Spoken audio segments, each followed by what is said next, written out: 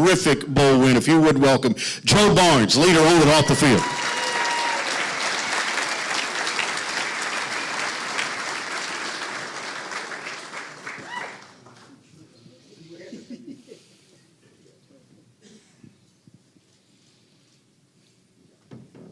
Hey, Joe, how you doing? Good to see you. Thanks for joining us. Have a seat. Well, we've asked everyone else, I guess, Joe, I'm not going to let you off the hook.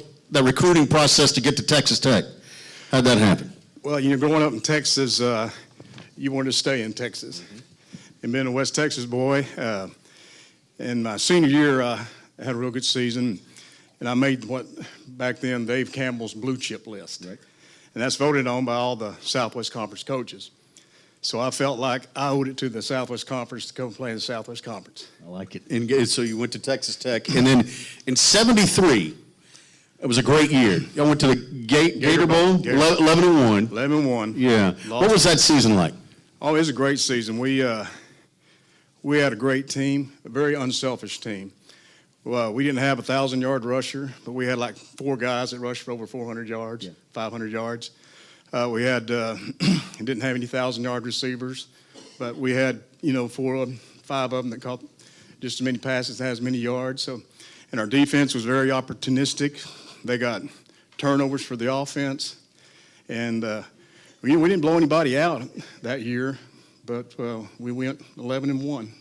Joe, when I was doing research on you, I learned more about the Canadian Football League than I ever thought I would. Did you play for 5 teams in the CFL? I did. Wow. They say join the CFL and see Canada. Yeah. You got a chance to see it. But you played on, did all 5 teams go to the Grey Cup? No. Okay. I played in 5 Grey Cups. You played in 5 Grey only Cups. for 2 teams. 2 teams. Montreal and Toronto. Right. And what was that experience like? I mean, can we relate to it at all? Well, it's football. Yeah. But it was different because they had 3 downs. Mm-hmm. The field was wider and longer. The ball's a little different, isn't it? It is now. I don't know if it was back then. I can't remember. I had a hard time throwing any kind of ball. Were they good fans? Did they understand the game? They understood the game. Yeah, even the Francophones in Montreal really understood the game. I remember the Olympics were held in Montreal in 1976, and after the Olympics were over, the Alouettes moved into the Olympic Stadium, and they had over 70,000 fans at that game. Wow. Did you enjoy your time there? I did. It was.